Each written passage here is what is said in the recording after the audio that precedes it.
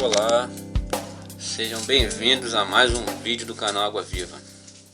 Bem, o assunto de hoje é uma pergunta, e a pergunta Davi se arrependeu? Bem, porque eu ouço muita gente falar sobre isso, sobre o arrependimento de Davi, que Davi teria se arrependido, e eu discordo.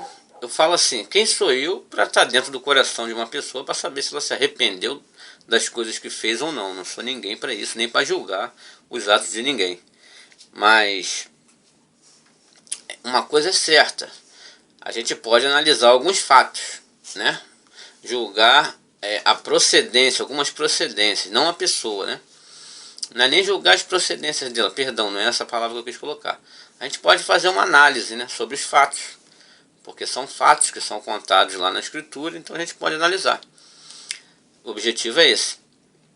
Até porque esse assunto me veio porque eu estava vendo num domingo desse programa do Silvio Santos, e eu vi uma menina lá, uma cantora, que até ficou famosa na internet, e agora ela se converteu ao protestantismo, é cantora gospel, e Silvio Santos estava falando com ela lá, brincando com ela alguma coisa sobre as coisas, né? As coisas que Davi fez, que Davi mandou matar Urias, mandou fazer várias coisas que Davi fez. E ela falou, Davi se arrependeu. Foi as palavras dela, Davi se arrependeu. Ah, mas Davi se arrependeu. É porque a gente sempre ouve falar nisso.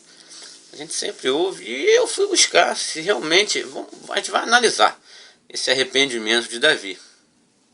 É o que a gente vai tentar, né, averiguar. Às vezes a pessoa lê em algum lugar, Davi se arrependeu de ter feito alguma coisa e acha que, né?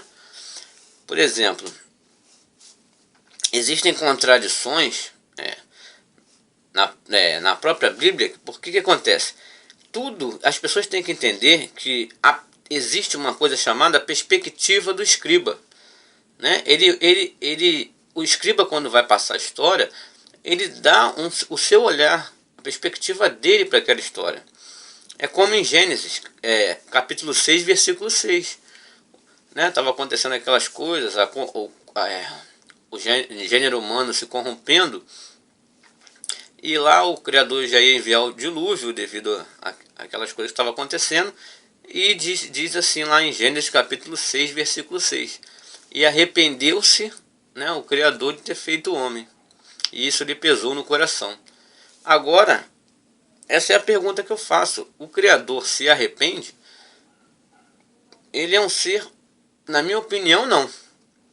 Ele é onisciente. Ele nunca se arrepende, em hipótese alguma. Então ele não tem como o Criador se arrepender. Mas por que o escriba escreveu e se arrependeu o Criador de ter feito o homem? A perspectiva dele pelo que aconteceu. Entendeu? Já em Números, na mesma a Torá, que são os 5 primeiros livros, você tem isso em Gênesis, e logo ali em Números você já tem a contradição, o contraditório, né, que Balaão fala, Deus não é homem para que minta, e nem filho do homem para que se arrependa. Então ali Balaão já está falando que o Criador não se arrepende, e nisso eu concordo com Balaão. Mas há uma contradição dentro da própria Torá, da própria Bíblia, né? Logo ali nos 5 primeiros livros, uma contradição. Um dizendo que o Criador se arrependeu e o outro dizendo que o Criador não se arrepende. Então é isso que as pessoas têm que entender. Tudo é a perspectiva do escriba. O escriba fala, Davi se arrependeu, mas é a perspectiva dele. Então, em Jeremias, eu gostaria de trazer Jeremias 8, capítulo 8, versículo 8, diz, para a gente tomar cuidado com os escribas. Olha, como pois dizeis, nós somos sábios, e a lei do Criador está conosco? É uma pergunta. Mas eis que a falsa pena dos escribas, né, a converteu em mentiras. Então ele já está dizendo nem em relação à perspectiva do escriba, né, do seu ponto de vista pessoal. Ele já está chamando a pena de alguns escribas de falsa. Então é preciso tomar muito cuidado com isso. É como diz, o Criador não muda. Eu sempre digo isso, o Criador não muda. Ele é onisciente, onipotente, onipresente. Ele não muda, ele não foi uma coisa ontem, é uma coisa hoje. entendeu? Nos manda, quando o Messias veio, ele fala só de amor. Amor ao próximo, isso na relação homem-homem. Homem para com o outro. E o Criador também, nos mandamentos ele diz, não matarás. Já na lei de Moisés, mandava matar em todos os momentos.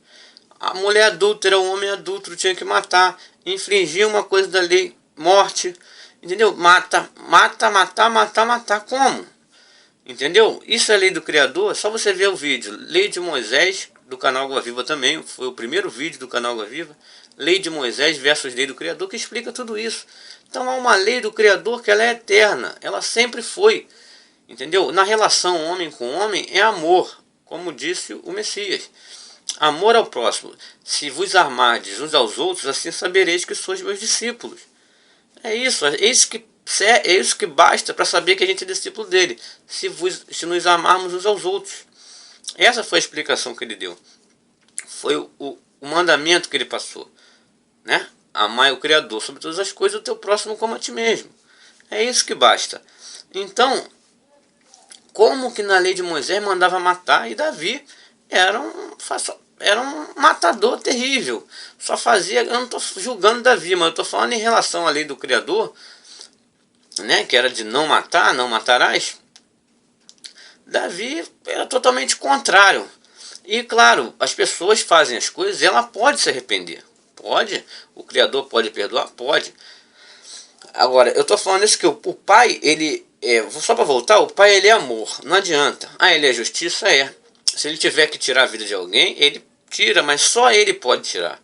Então, ele com relação ao homem, ele como pai, nós como filhos, ele pode nos castigar, pode fazer o que for. Mas sempre, de ponta a ponta, quando é lei do Criador, na relação homem-homem, é amor. Agora, dele conosco, ele sim, tem aquele martelo de juiz para nos julgar, e para nos tirar a vida, e para nos castigar. O Criador. Agora, homem com homem, jamais. Tanto da passagem do Salvador, da mulher adúltera, que segundo a lei de Moisés, era para matar, e ele falou que atira a primeira pedra que nunca teve o pecado. Então ele já mandou não matar.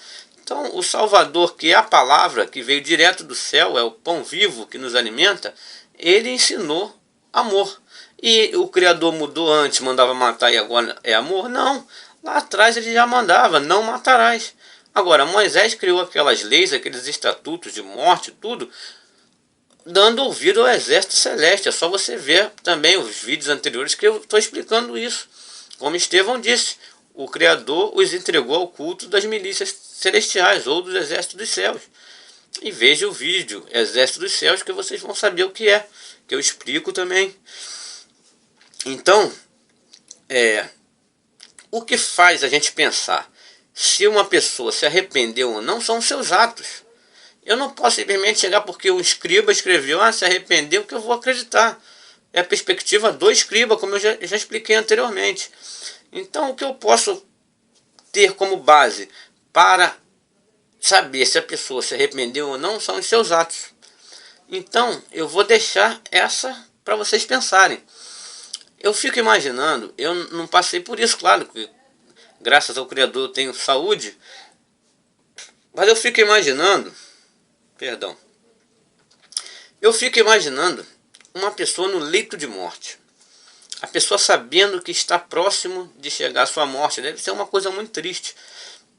Eu fico imaginando a pessoa quando está no leito de morte, doente. Eu fico pensando, deve ser uma coisa tenebrosa. Então, eu acredito que a pessoa ela deve se lembrar das coisas erradas que ela fez. Se a pessoa tiver um bom coração e intenção de arrependimento, ainda mais no leito de morte, ela vai pensar muito nisso, nas coisas erradas. O que ela podia ter feito diferente para não prejudicar o seu próximo, para não, né? Porque está no momento de morrer. O Criador, você pensa logo em ser julgado, em ser aquele que teme ao Criador, o seu julgamento, a sua justiça, né? Então ele já fica no leito de morte pensando e querendo se arrepender. Eu acredito nisso. Entendeu? Eu não passei por essa experiência de leito de morte, espero não passar tão cedo, espero que ninguém que está assistindo também passe. Mas eu imagino, a gente pode imaginar que deva ser um momento muito difícil, de a gente ficar muito sensível e pensando nas coisas da vida, o que a gente podia ter feito de melhor pelo próximo. É isso que a gente deve pensar. Mas isso não aconteceu com Davi. Esse Davi que todos falam que se arrependeram, não foi isso que aconteceu com ele. Muito pelo contrário. Está lá em 1 Reis capítulo 2. Um pouco antes da sua morte. Ele estava no leito de morte, prestes a morrer. O último ato de Davi, vivo, foi mandar Salomão matar Joabe. Agora eu pergunto, que arrependimento é esse? O último ato de Davi como ser humano, no leito de morte, moribundo, prestes a morrer, prestes a ir dessa para melhor, o último ato dele foi falar para Salomão, mata Joabe. E Salomão, tanto que diz na passagem, após isso Davi morreu. Foi a última coisa que Davi fez. Eu fico imaginando que arrependimento é esse? Que dá na hora no leito de morte, que a gente deve estar sensível pensando, ele está mandando matar os outros. Como pode alguém pensar que esse homem se arrependeu? É porque houve do sistema religioso falando que ele se arrependeu. Por quê? E Salomão, só para completar, Salomão mandou matar Joabe. Ele não matou, mandou matar Joabe. Joabe, inclusive, agarrado lá no Santo dos Santos, agarrado lá na arca.